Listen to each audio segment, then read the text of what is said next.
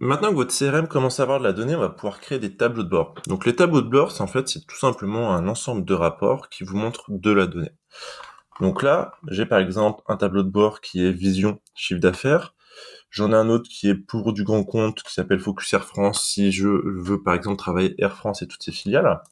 Donc quand je vais sur celui-là, je vais avoir des rapports qui sont sur le groupe, nombre de transactions totales, la vision par filiale avec où est-ce que j'en suis par filiale, donc devis envoyé, en attente de décision, fermé, gagné.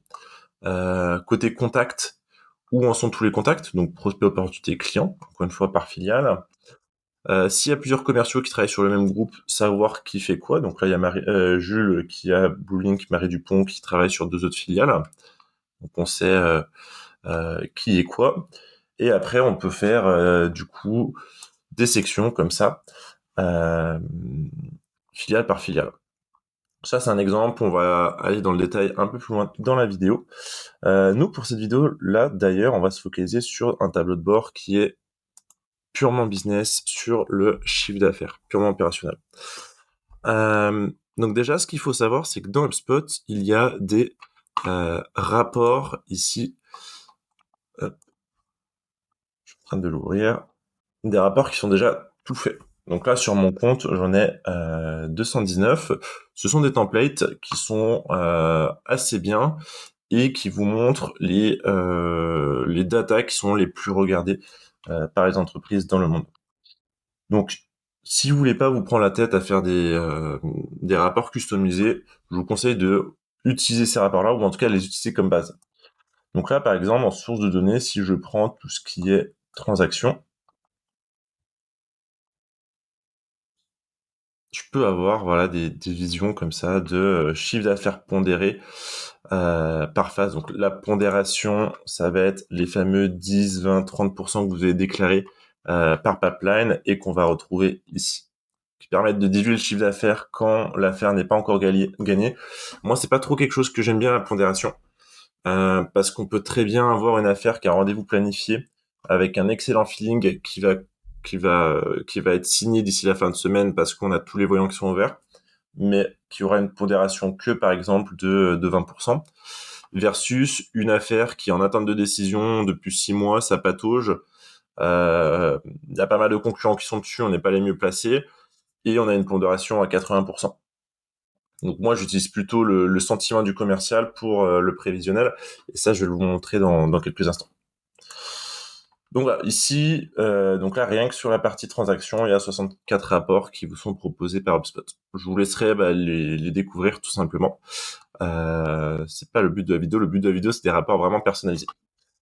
Donc, quand je reviens à mon tableau de bord, juste pour vous le montrer très rapidement, ça, c'est quelque chose que je fais un peu sur tous les comptes. Chiffre d'affaires gagné par objectif mensuel, chiffre d'affaires gagné par objectif annuel. Donc, ça, c'est le même rapport. J'ai juste changé les filtres. C'est un rapport qui vient de cette bibliothèque-là. Je sais plus c'est lequel exactement. Est-ce que je peux le trouver en 2 secondes? Nombre de transactions par représentant. Je vais pas vous le retrouver comme ça, mais en tout cas voilà, il est dans cette liste-là. Je vous laisserai le chercher. Les seules choses que j'ai fait sur ces deux-là, c'est que je les ai un petit peu pimpés. C'est que j'ai modifié la date de fermeture. Je suis un compte de démonstration. J'ai choisi un mois en particulier. Vous, ce que vous aurez à faire, si vous voulez du mensuel ou du trimestriel, ça va être de choisir ici, ce trimestre ou ce mois-ci, et le dupliquer pour faire le même en annuel. Et ce que j'ai fait en plus, c'est comparer par rapport à l'année précédente. Donc ici, j'ai mon année actuelle, enfin mon mois actuel, et là, j'ai mon même mois de l'année précédente. Comme ça, je vois s'il y a de la croissance ou pas sur la même saison. Et enfin, ici, on a l'objectif de l'équipe. Ces deux choses, je les retrouve ici, par exemple, sur l'annuel. Objectif de l'équipe, pareil, c'est aussi quelque chose de très important. Donc, on va dans Reporting, Objectif. Ça nous emmène sur cet onglet-là. On fait créer un objectif. Moi, je vais reprendre mon ancien. Je vais pas reprendre mon ancien. Je crée un nouvel objectif. à partir d'un modèle basé sur du chiffre d'affaires. Donc, chiffre d'affaires, c'est ce qui est signé. Chiffre d'affaires prévisible, c'est ce qui n'est pas encore signé. Et après, voilà, vous en avez plein d'autres. Transactions créées, etc., etc. Ça peut être intéressant d'avoir les deux. Moi, sur mon compte de démonstration, je n'en ai fait qu'un seul. Les deux, parce que si vous savez que vos commerciaux, par exemple, ont 20% de taux de signature, ça peut être intéressant de leur mettre un x5 en chiffre d'affaires prévisible ou en transactions créées. Parce que comme ça, vous savez que s'ils ont 5 fois plus de transactions en cours, avec 20% de chance de signature, il y a de grandes chances qu'il fasse leur objectif en fin d'année. Versus un commercial qui a que 2 ou 3 fois son pipeline en prévisionnel, il a intérêt d'être bon en signature. Donc chiffre d'affaires, définir un objectif, modèle chiffre d'affaires. Avez-vous besoin d'utiliser cet objectif dans l'outil de prévision? Ça, c'est quelque chose de nouveau. Donc oui, c'est toujours bon à prendre. Non, l'objectif. Donc là, moi, je l'avais appelé Fiscal Year 2025. Qui est-ce qui ça concerne? Donc là, vous pouvez choisir soit vos équipes, parce qu'on peut créer des équipes dans HubSpot. Je vous laisse voir les vidéos précédentes, ou soit des utilisateurs en particulier, où on peut dire, voilà, ça va être tout le CRM. Là, on est sur l'année 2025. On peut choisir les pipelines. Donc moi, je dis que c'est tous les pipelines et j'ai oublié type de prévision. Voilà. Suivant. Et là, on définit tout simplement l'objectif. Donc là, l'objectif de la direction, ça va être par exemple de sortir 1000 euros par mois avec le mois d'avril, 5000, la BU2, la BU3, et on valide. Et après, c'est bon. Ça apparaîtra dans vos rapports. Donc du coup, chiffre d'affaires signé en graphique cumulé en bâton, ici avec le mois et le nombre de transactions gagnées. Là, c'était plutôt pour m'amuser, c'est un rapport en bulle où je vois vraiment tous mes pipelines. Et si je veux, par exemple, isoler, que les gagner, hop, je clique dessus, gagner, et voilà. Et donc là, je vois que j'avais beaucoup de petits deals en début d'année, pour sur la fin d'année arriver sur des plutôt gros deals. Donc, plus la bulle est grosse, plus le montant est gros. Ensuite, je me suis fait une section prévisionnelle sous forme de tableau trimestriel. Donc là, on est en juin. On voit que les commerciaux, en tout cas ici, sont pas à jour sur leur prévisionnel. Donc c'est des deals qu'il faudrait que soit ils ferment, soit qu'ils remettent la date à jour. Même rapport, mais cette fois sous forme de bâton visuel. Lui, je l'aime bien parce qu'on voit, déjà on voit que les commerciaux donnent pas beaucoup leur donnent pas beaucoup. Ont oublié de donner leur sortiment ici. Donc là, pareil, je demande au commercial, bon, est-ce que tu peux s'il te plaît donner ton prévisionnel pour tous ces deals-là. Et ensuite, ce que je peux faire, c'est que je peux isoler. Si par exemple j'ai envie d'avoir un prévisionnel plutôt conservateur, je vais prendre que les promesses de signature. Si je suis plutôt ouvert, je vais aussi prendre les bien engagés. Et si je veux avoir le global, bien sûr, je coche tout. Perdu, c'est un rapport qu'on va faire ensemble. L'idée, ça va être de visualiser toutes les affaires qui ont été perdues pour potentiellement les relancer selon les raisons. Et après, c'est des petits rapports data, donc voir le chiffre d'affaires par produit et par type de client. Donc par produit, ventilé par type de client. Donc si je veux voir par exemple que les produits institutionnels, enfin vente aux entreprises institutionnelles, je les vois comme ça. La même chose, mais vraiment exactement la même chose, sauf que j'ai inversé la ventilation et l'axe des abscisses, où là du coup il y a les typologies de clients et ventilés par produit. Là, on est plutôt sur l'activité des équipes internes, donc le chiffre d'affaires par business unit, par équipe. Donc équipe 1, équipe 2, la direction, et ça, c'est quelqu'un qui l'a pas renseigné, ou c'est quelqu'un tout simplement qui est pas rattaché au deal. Donc ça, c'est éventuellement une erreur, on clique dessus et on corrige. Et là, c'est exactement la même chose, mais en cumulé. Et donc là, on voit que l'équipe numéro 1 rapporte le plus de chiffre d'affaires sur la deuxième partie d'année. Ok. Déjà, avant d'entrer dans les rapports, c'est quelque chose que vous pouvez envoyer par mail de façon régulière et automatisée. Donc pour ça, il n'y a qu'à cliquer sur partager, envoyer ce tableau de bord par email. Vous choisissez les destinataires. Oui, c'est récurrent. Le nom de l'email, éventuellement le message. Planifier par exemple de façon hebdomadaire, tous les lundis matins à 8 h et en PDF.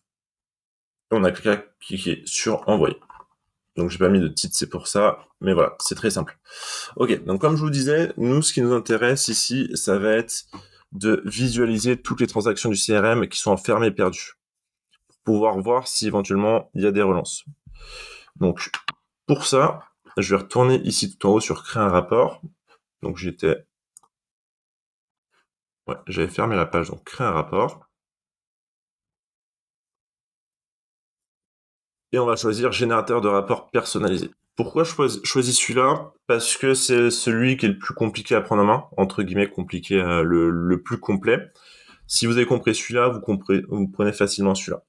L'avantage de celui-là, c'est que vous pouvez aller beaucoup plus loin dans l'analyse de la donnée et aussi dans le croisement. Donc là, par exemple, sur celui-là, je vais voir uniquement, pour cette première phase-là, les transactions. Suivant.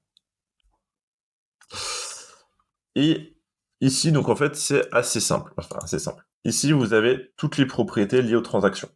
Si vous les connaissez pas par cœur, moi, ce que je vous invite, c'est ouvrir un petit onglet qui a une transaction. Donc moi, c'est ce que je vais faire. Je vais ouvrir par exemple Vivendi pour voir ici le nom des transactions et savoir exactement quel est le nom de la propriété pour la visualiser et pour la retrouver ici.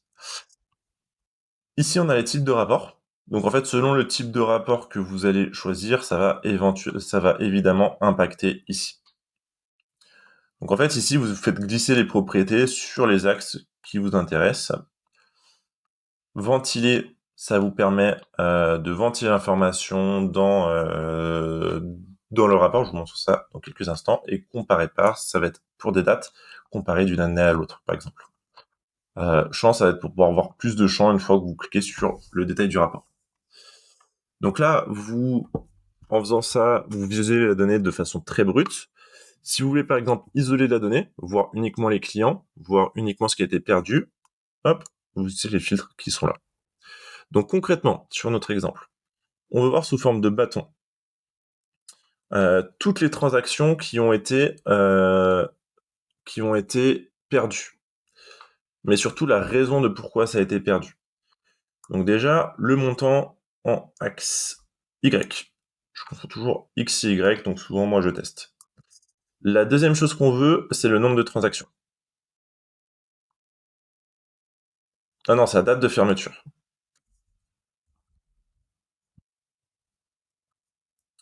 Ok. Et je vais me mettre ici en fréquence annuelle. Et sur la somme, format devise, pas de virgule. Ok. Donc là, on a un rapport qui est très simple, qui montre dans tout le CRM la somme de toutes les transactions par année. Donc là, il y a du gagné, il y a du perdu, il y a du en cours. Ensuite, moi, ce que je veux aller chercher, ça va être la raison de fermer perdu. Donc Vivendi étant gagné, donc Vivendi est un mauvais exemple. Mais je vais prendre par exemple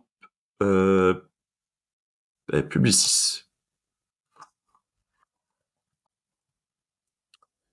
Et je me suis fait une petite section ici, donc ça va voir dans les vidéos précédentes. Raison fermée perdue. Donc c'est ça qui, moi, m'intéresse. Donc raison fermée perdue, que je mette ventilé par. Et donc là, ça va distiller les différentes raisons sur les barres annuelles. Comme je vous disais, on a et du gagné, du perdu, du en cours. Donc là, cette fois-ci, on va utiliser un filtre. Et le filtre, voilà, la transaction est fermée. Parce qu'il y en a une, c'est est perdue. Voilà, la transaction est fermée, perdue. Je fais glisser ça dans les filtres. Et je veux dire qu'elle est égale à vrai. Comme ça, je filtre et je vois que ce qui est perdu dans le CRM. Et voilà, j'ai un premier rapport. Donc, on voit qu'il y a du perdu sur du 2029, déjà. Ce qui devrait pas être le cas. Donc ça, c'est de l'incohérence CRM, parce que quand on passe sur une phase fermée perdue, ici, le CRM, date de fermeture, se fiche sur la date du jour. Comme ça, on sait dans le passé quand est-ce que ça a été perdu. Donc en fait, tout simplement avec ce rapport-là, hop, à partir d'ici, tout ce qui est après, voilà, tout ce qui est là, c'est de l'incohérence CRM. Donc c'est peut-être parce que le commercial n'a pas compris l'objectif de fermer perdu. Mais en tout cas, quand on voit ça, hop, on envoie un petit message au commercial pour qu'il rajuste ces dates-là. Parce qu'en fait, l'objectif derrière tout ça, ça va être de se dire, ok, qu'est-ce qui a été perdu sur, par exemple, une raison timing que je retrouve là.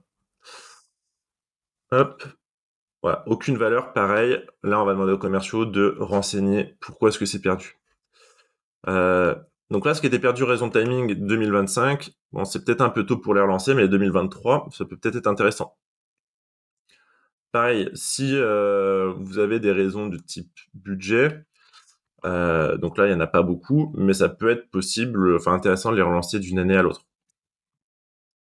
Concurrence, si vous avez le détail de contre qui vous avez perdu et sur combien de temps est-ce qu'ils sont engagés avec vos concurrents, ça peut être intéressant de réengager, pareil, ce contact-là 2-3 mois avant leur fin de contrat avec vos concurrents, etc., etc.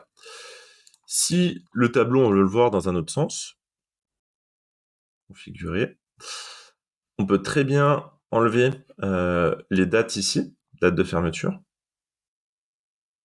qu'on remplace par les raisons, et les fameuses dates de fermeture, ventilées par.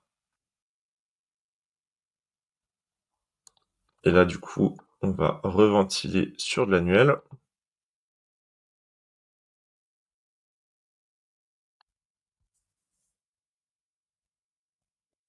Hop. Et on se retrouve vraiment cette fois-ci catégorie par catégorie, ventilé par année. Et encore une fois, quand on clique ici, on a le détail.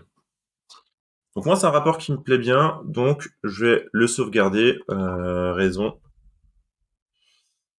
fermée, perdu. Donc c'est un rapport que je vais sauvegarder ici. Ce qui peut être intéressant, et surtout avec ce type-là de tableau de bord, c'est qu'on peut, enfin, ce type-là de rapport, c'est qu'on peut croiser de la donnée avec d'autres objets. Donc là, on n'est que sur l'objet transaction. Moi, ce qui peut m'intéresser, c'est de savoir par typologie de client. Vous vous souvenez, tout à l'heure, je vous ai montré que dans mon CRM, il y a du militaire, de l'institutionnel et du commercial. Ça, c'est une information qui se trouve sur le type d'entreprise. Donc moi, ce que je vais faire, c'est que je vais rajouter la donnée des types d'entreprises. Et là, en fait, je vais croiser les transactions avec toutes les entreprises qui sont liées, en fait, aux transactions. Donc là, par exemple, Publicis, pareil, je sais pas comment elle s'appelle cette propriété-là, je sais plus. Donc je vais sur le groupe Publicis et voilà, type de client, lui c'est un client commercial. Donc là, je suis sur mon rapport. Hop. Voilà, type de client sur l'objet entreprise. Et donc là, c'est plutôt quelque chose que je vais faire sur du tableau. Donc tableau croisé dynamique, c'est pas la même chose. En fait, tableau croisé, ça va être un peu moins structuré, mais plus facile de segmenter par ordre croissant décroissant, alors que tableau croisé dynamique, on va être sur quelque chose de plus structuré. Donc là, on a ligne, raison fermée perdue, la date, le montant, et moi par exemple ce que je veux c'est rajouter le type de client qui va vraiment aller tout en haut ici.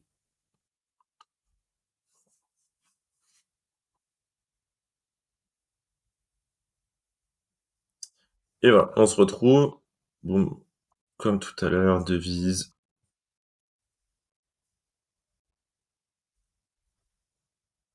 Voilà. Et donc là, on se retrouve avec une vision très claire de typologie de client. Donc déjà, tout ça, faut que je demande aux commerciaux qui mettent à jour le CRM sur le type de client. Donc ça va être sur les entreprises, ici. Et qui mettent à jour, ici, les raisons à chaque fois qu'il n'y a aucune valeur. Donc là, on a un rapport qui est très visuel sur le type de client, l'année, la raison et le montant. Je pense pour qu'ils soient encore plus optimisés, on va même mettre l'année en tout premier.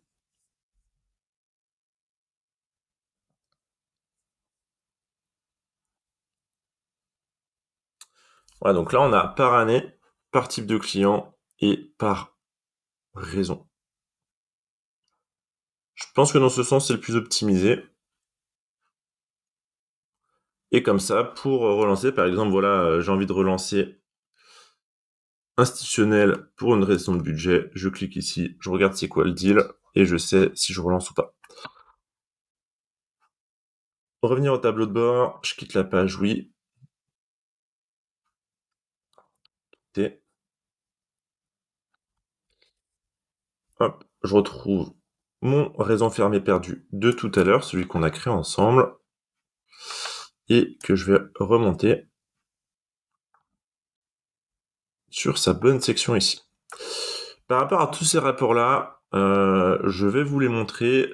Je vous laisse juste faire pause sur la vidéo si c'est quelque chose qui vous intéresse pour le recopier de votre côté. Donc, Vision Pipe, c'est celui-là.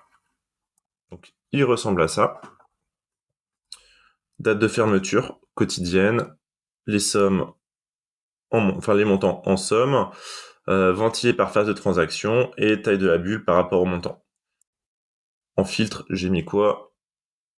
Que les montants qui sont inférieurs à 300 000, parce que si je fais au-dessus, c'est un rapport qui ressemble à rien, en tout cas pour ce compte de démonstration-là. Vous, bien sûr, vous mettez pas de filtre.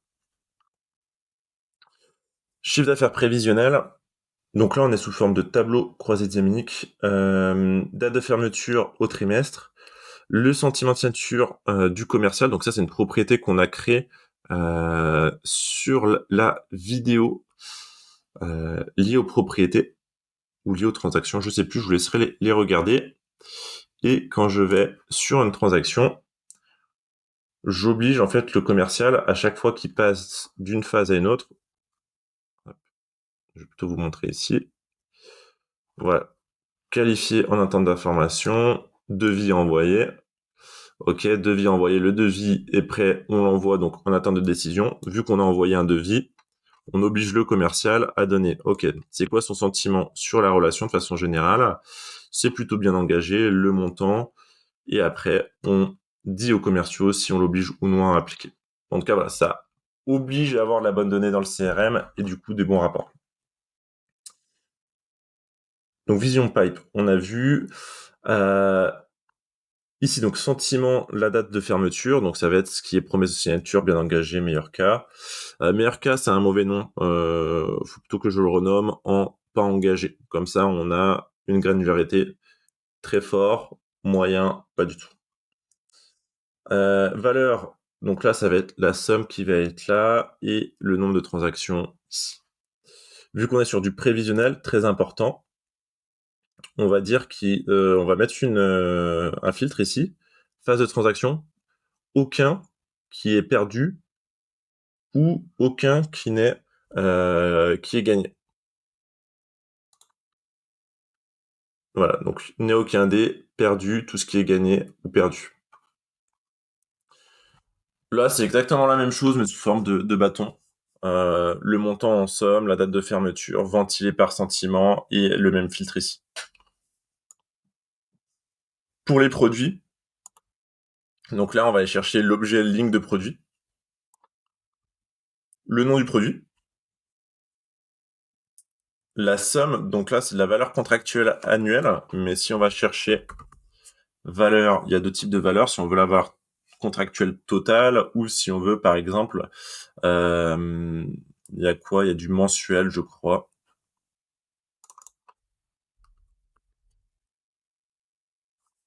Voilà, chiffre d'affaires mensuel récurrent si vous avez, par exemple, de l'abonnement. Et voilà, c'est tout. Ce qu'il faut garder en tête, c'est que dans les rapports, vous pouvez tout faire, enfin, vous pouvez tout afficher, toute la data que vous avez dans le CRM, dans tous les sens. L'idée, ça va être tout simplement de pratiquer, d'avoir déjà l'esprit clair de qu'est-ce que vous voulez et comment vous le voulez. Et après, ça va être tout simplement de pratiquer ici dans le CRM.